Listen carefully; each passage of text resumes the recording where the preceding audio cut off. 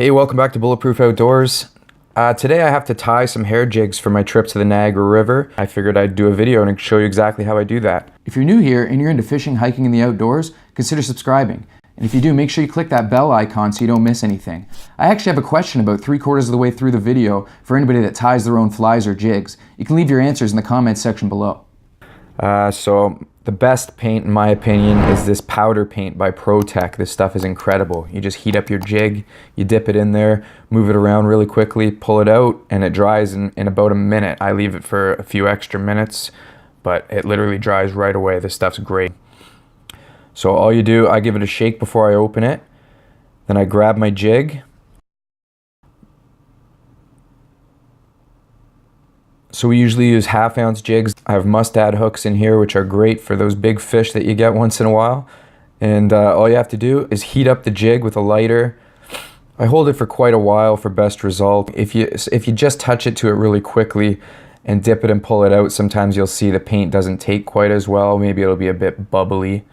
So I hold the lighter nice and long, move it around, get all the different points that you want painted, and then as soon as it's really hot, it does turn a bit black, but don't worry about it.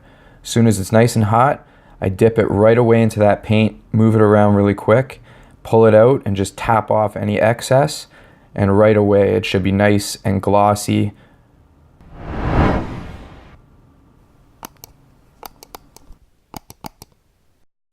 And look at that. Perfect. There's a little bit that I didn't get painted there on the front, but you know, I could have just dipped it a bit deeper. It's no big deal because there's going to be bucktail covering that anyway. So I just hang it on a box myself and just let it dry for a few minutes, and it's perfect.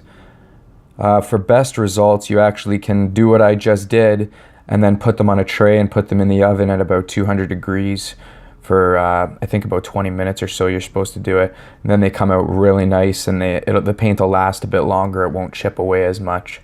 But you know, sometimes mine chip away a bit because I do bottom bounce with it. So as your paint chips away, you know, once you have one that's looking pretty ratty, you just shave off the rest of it, heat it up, and dip it again, and it's brand new. It's perfect. So this stuff's great. Another good tip here, once you paint it real quickly, if you stick a toothpick in the eye there where you're actually going to tie your jig, that'll keep it from hardening over, so you don't have to poke that through later on when you're about to tie it. So I'm just going to do 4 today, so that's perfect. And yeah, like I said, for best results, you can put them on a tray and put them in the oven about 200 degrees for 20 minutes, but it's really not necessary. I just hang mine like this for about 5 minutes and get to work tying them. Okay, so now the jig's painted, we're ready to go. You're going to want to make sure that your jig is in your vise and that your thread's tied and also ready to go. So what I'm going to use here is white bucktail. You can get at any tackle shop, or if you're a hunter, I guess you could make your own. If you need really long hairs, it's best to grab them from the bottom. It's usually longer, although this piece that I have here is pretty good. They're all pretty long. So what you're going to want to do is grab the bucktail in really small bunches. That way when you actually tie it to your jig, you can get it tight enough to make it stay. If you tie big clumps of hair on there, sometimes they just pull out because you can't get them tight enough around the head. So really, I just like to tie small clumps. I'll usually put about 3 on the bottom, you know, 1 on the bottom left side. You're going to want to start it off really tight and just wrap it around like this. You don't want to use too much thread. Sometimes it's tempting to just go crazy, but if you use too much thread, it starts to get really bulky as you finish off your jig head. So you just get enough to keep it nice and tight. And then you just repeat the process. You're going to want to cut another small bunch of hair from your tail and just, again, pinch them tight, line them up around the bottom of your jig, and wrap those tight. Again, don't use too much thread, and just continue to repeat the process like this.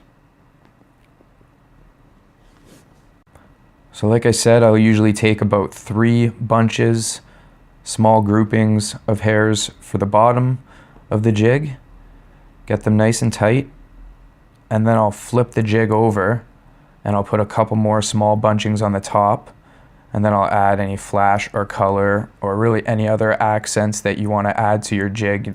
You can do it as you go like this. That's why it's important not to use too much thread, because it gets too bulky, and if you want to add anything extra along the way, it just gets in your way. So I'm not working with the best equipment here. It's a bit of a pain. I got to keep bringing my jig head up like this. I have to actually hold on to my jig sometimes as I tie. But anybody who went ahead and spent a few extra dollars, unlike myself, won't have that problem. So now that the jig head's flipped over, you just repeat the process on top, a couple more groupings of hairs, and then you add your colors. That's what I like to do.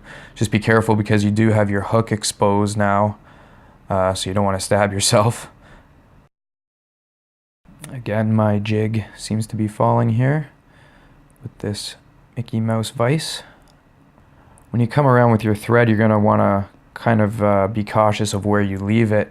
If it's nice and tight against your jig head, sometimes your next wrap won't actually lock those hairs down. So what I like to do is wrap it a second time and leave it hanging kind of in the middle of that group of thread.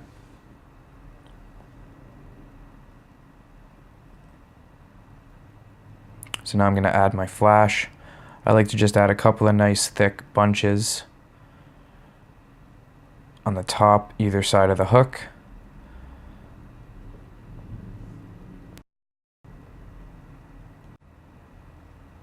This flash is great. You can get it in lots of colors at any tackle shop again, or you can order it online. This is the green chartreuse. I usually add a little bit of crystal white to this, but I don't have any left.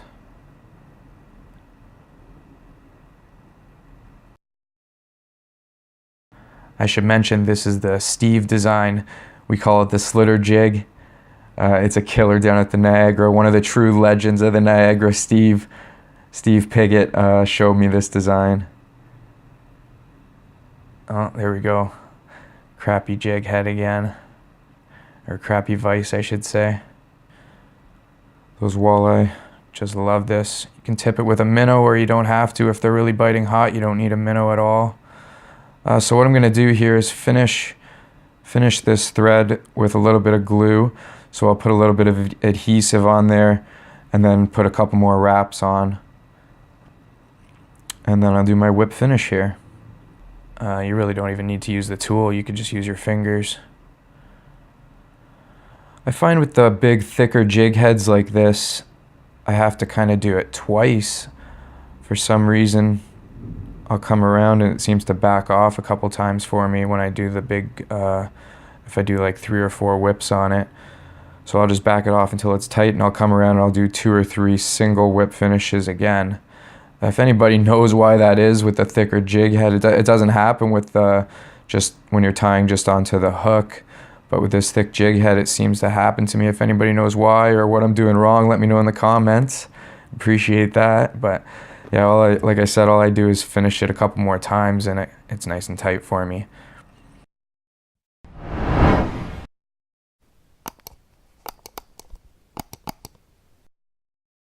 And then with a whip finish, you can trim it nice and close. And I like to put just a couple more drops of adhesive glued on there and let it dry for a few minutes. At this point, you can trim your hairs if you want to or need to. I usually don't unless I've got any really long ones there, but usually I like it pretty natural like that. And like I said, those walleye eat it up just like this, or sometimes if they're a bit finicky, you can tip it with a minnow. And this is an absolute killer. So there's the finished product. You can see all the hairs are nice and tight there. Nothing comes out, and that's because I put them in really small bunches.